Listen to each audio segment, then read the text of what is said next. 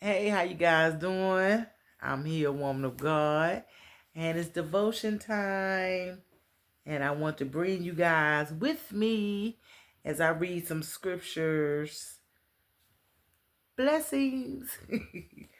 Okay, I had made a prior video, about living with addictions and shared my testimony on God delivering me from my addiction that I was unaware of.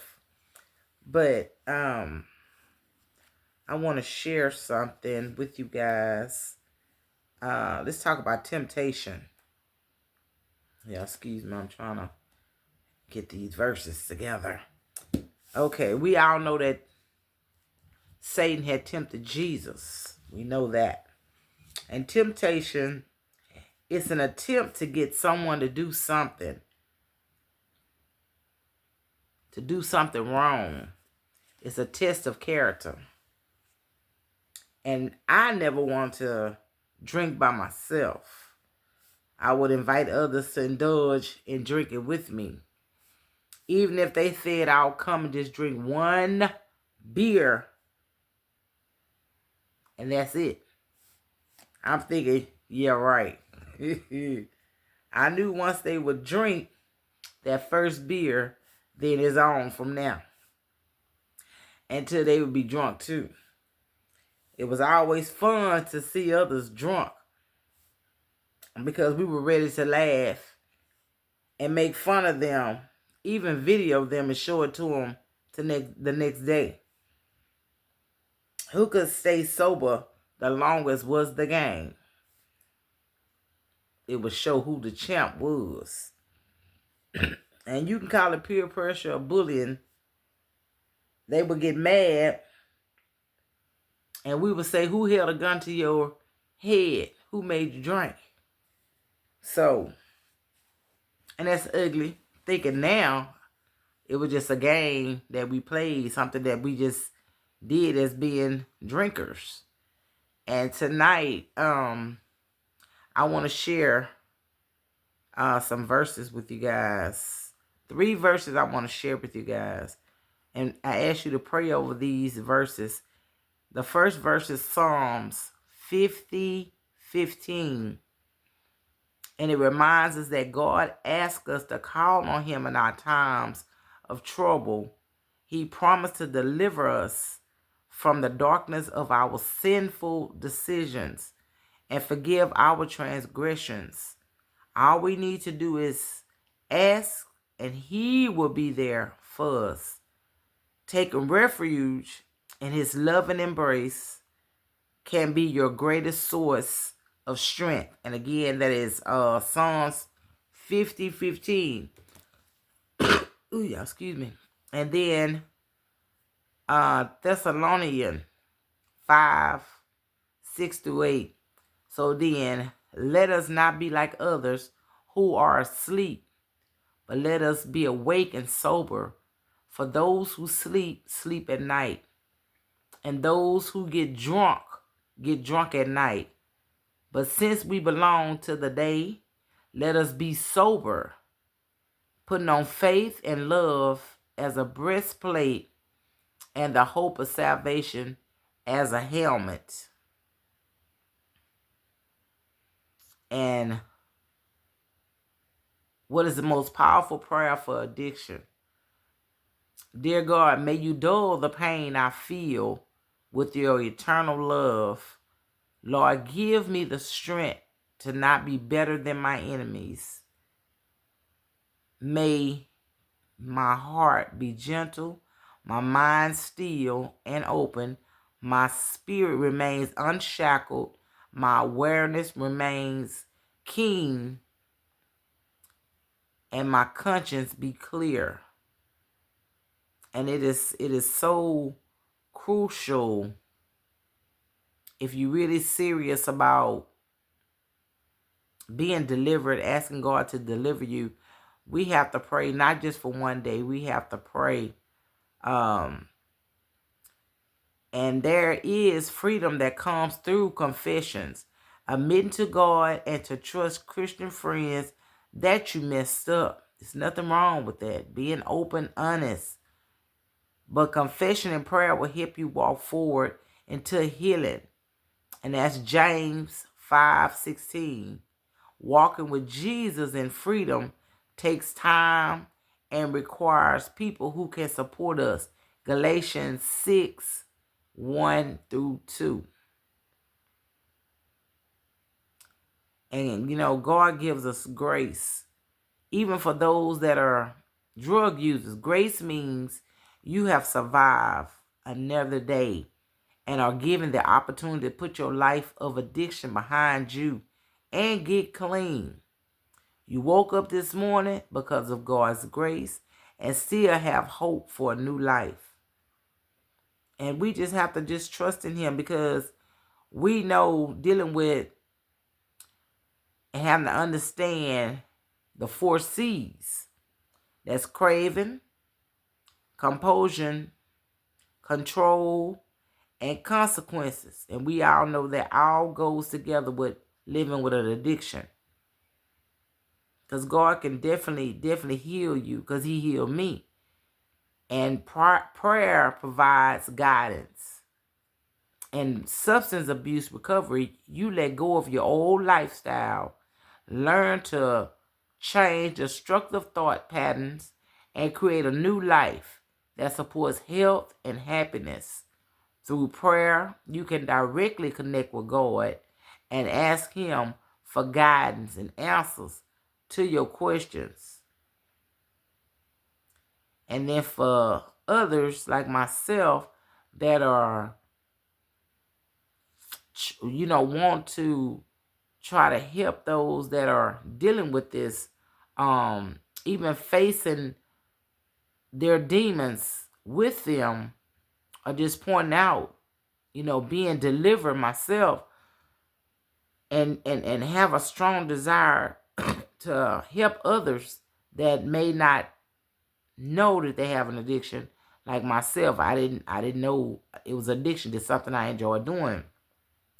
But if we are here trying to help those to be to fight their addictions, or to pray over them dealing with their addictions, always stay strong no matter what happens today. Be strong when you are faced with your past demons. You're worth much more than you could ever imagine, even with a past you are not proud of. And carry yourself with your head held high. Excuse me, and strengthen your heart. And we know recovery takes time. And we know with God, we can trust in him and believe in him, because he can do it just like that. Or if he takes his time, it's a reason. It's always a reason for everything. But God would do what he say he would do, what he promised he would do in his time. And we cannot rush him to do it because we feel like, well, I'm going to try this here. And if it don't happen in this first week, then, hey, but we have to give it to God and leave it alone and just trust and believe that he will deliver you. And last but not least, to overcome addiction spiritually, consider surrendering to a higher power, establishing a daily spiritual practice, embracing mindfulness, building community supports, addressing root causes through reflection, nurturing holistics habits, and engaging in service to others. So we know we can't do this on our own. We can't do it by ourselves. So that's why we have to trust in God and surround yourself around those that are that's walking in their deliverance. Those that God has already delivered from their substance abuse. Surround yourself around those that has quit, or in the process of quitting through the help of Jesus. And please, whatever you do, do not think that you can do this on your own, because we all need help. And you may have to just stop hanging around your old set of friends. Get some new friends. Get some friends that will actually pray for you and pray with you. And like I say, don't be embarrassed about whatever you have done in your past dealing with your addictions. Don't ever be ashamed of anything you've done, because if you had not have went through those trials and tribulations, you know what I'm saying, how would you know how to survive without God? We can't. I always look at things that happened to me in my past. At first, I was embarrassed. When old videos popped up on me on social media, drunk and slurring and cussing folks out or whatever, I was so embarrassed. That was the conviction, God's conviction in my life. And then longer in my Christian walk, I realized if I had not went through all that, it brought me to where I am today. Well, God brought me to where I am today.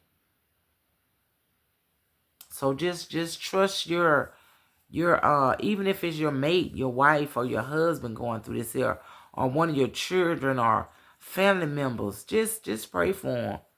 Because we all know when we are facing addiction, the last thing you want is someone to tell you you are having addiction. That don't sit right with the ones that's dealing with it, that walking around with the addiction and the temptation and thinking they can do it and keep feeling on their own. Just trust God. And I'm not no doctor or none of that stuff. I'm just telling you guys, sharing my experience of me drinking for 52 years and not even believing I had addiction. It was just something I just enjoyed doing. And that was my recreation time. But didn't realize the harm I was doing to my family and the seeds I was placing in my kids' life to see mama drunk all the time, cussing them out, falling on the floor. They finding me on the floor, wake up wet, you know what I'm saying? Don't understand, you get up in the morning, your mind is somewhere else. Then you go to use the bathroom, not understanding where all this water come from.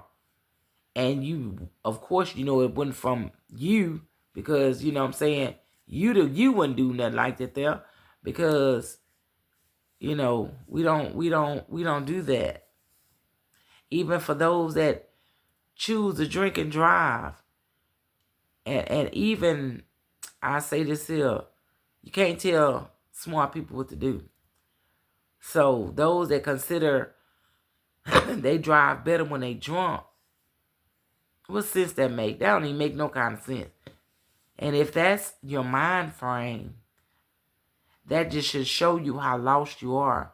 Because when you feel like you can drink better when you're drunk, that let everybody know you can't drive sober. But we don't even sit back and think about the lives that when we leave a party or leave, home to go to the store and get another beer or some more beer for the rest of the night, that we can just go around a corner and kill a whole innocent family because we chose at that particular time to go to the store, being selfish and thinking about our addiction or the temptation that we live with, not thinking about running into somebody, hitting somebody, or waking up in jail, with a DUI, DWI, there goes your job. And prayerfully, that when you wake up in the morning with a hangover or whatever in the jail, or the police come and tell you what your charges are. Oh, manslaughter. How's it, a vehicular manslaughter or whatever. Then you have to live with that. Because if you're drinking and driving and you kill yourself, you ain't gonna know it. You see what I'm saying? And I think the thing that helped me not to drink and drive, because I used to. I had experience one time. I was at a club way along Montrose, way away from where I lived at, out partying with some friends. And I was drunk, and I went to sleep in the car to sober up enough to make it home. And I remember driving home early that morning, about 3, 4 o'clock in the morning. And Next thing I knew, I was going around 610 in Houston.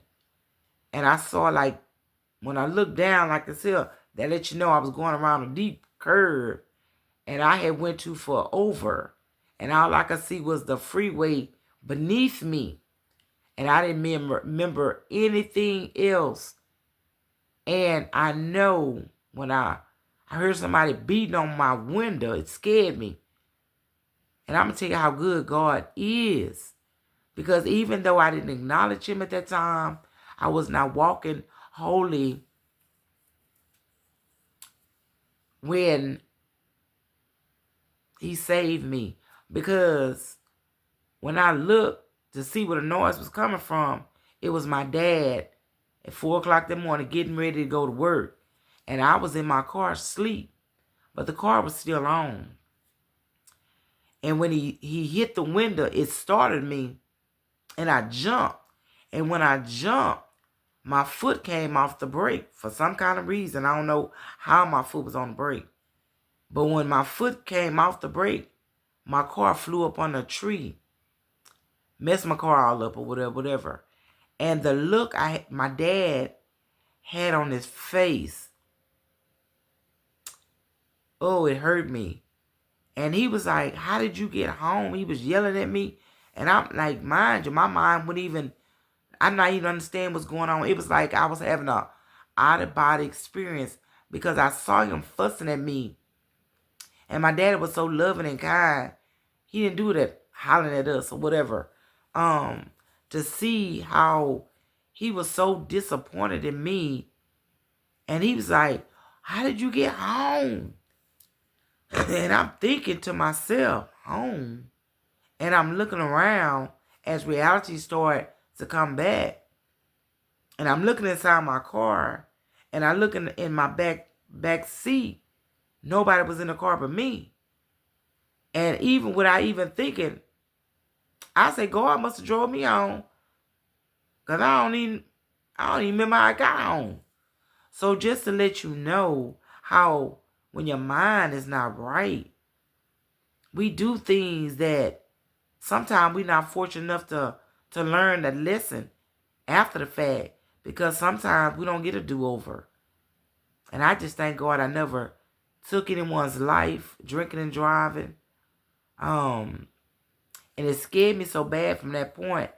I promised myself I would never drink and drive again because having the fear of taking someone else's life and having to live with that or having to go to prison for the remainder of my life because I was being selfish. Didn't care about nobody but myself, evidently, because when you drink and drive, you don't care about your family. You don't care about your spouse. You don't even care about yourself to put yourself in harm's way. I'm telling you, it is dangerous. It is so dangerous trying to do stuff on your own. But I just want to bring that up. And it was heavy on my mind tonight. Y'all be careful out there. Just be careful. And be mindful. If you feel yourself with a buzz, don't even attempt to drive. Because if you got a buzz, that means you shouldn't be driving anyway. It's illegal. And you don't want to worry about, people looking at you, talking about you, because they're going to be laughing at you. They're going to like, you so crazy to be drinking and driving. And you get stopped by the laws. Then the ones that go to church, that's in church, then you got to look at the pastor looking at you. Or the members laughing at you, or they supposed to be praying for you, but everybody ain't saved that go to church. Gossiping about you because of you falling to temptation. Just pray about it. Go to God in prayer. Even if you don't tell nobody, just tell God. And when you go to him, just be open and honest and tell him about your fears. Why you scared to let that drink go? I'm telling you, it is a better world being sober and alert. And remember, if those that have children, your children watch you. Because my drinking came from a generational curse that everyone in my family, from my grandmother, grandfather, my mother, my father, I did, were drunks. And the only reason my children were not drunks because they were athletes and they didn't want to put it in their bodies. But it was weird that once my daughter went off to college to play basketball, she started drinking with her little buddies. And my son didn't touch a drink until he went off to the military. And he started drinking with his army buddies. See, those generational curses inside of us. And we bring those with us. And we put them off on our children. But I thank God when my grandbaby, my first grandbaby, was born. And my mama went to hand her a beer to taste it. I was like, oh no, it stops here. Because in my heart, I didn't want her to grow up drinking, being a drunk. Because it was a long line of drinkers in my family. And I think, like I said, I thank God for saving me. That I can plant seeds in my granddaughter's head and show them different. It's more out there than drinking. Because right here, when by God delivering me from drinking,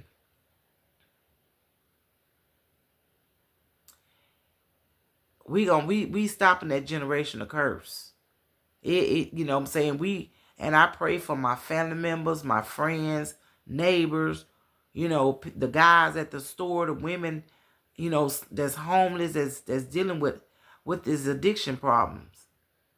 And we have to pray for one another. We have to intercede on prayers for one another. Because it takes a village. It really does. Because it's hard when you're trying by yourself. But with God, all things are possible. And that's all I want to discuss. You guys carry on. And please watch this video. Share this video with friends or family members that you know that are fighting addictions, or even if they get mad, you know what I'm saying? Just pray for them before you send it to them. Or just say, look, I got something for you to watch. What you think about this here? Y'all may think I'm crazy. But I am so grateful for God delivering me from my addiction. Like I said, I just want to share to those that are going through addiction, or those that think that it's just something they can stop at any time. That's nonsense. Because if you could stop at any time, you would have been stopped. And those that fail, that's trying and fail, keep trying. Don't give up. And that's it. That's all I can think of. Blessings.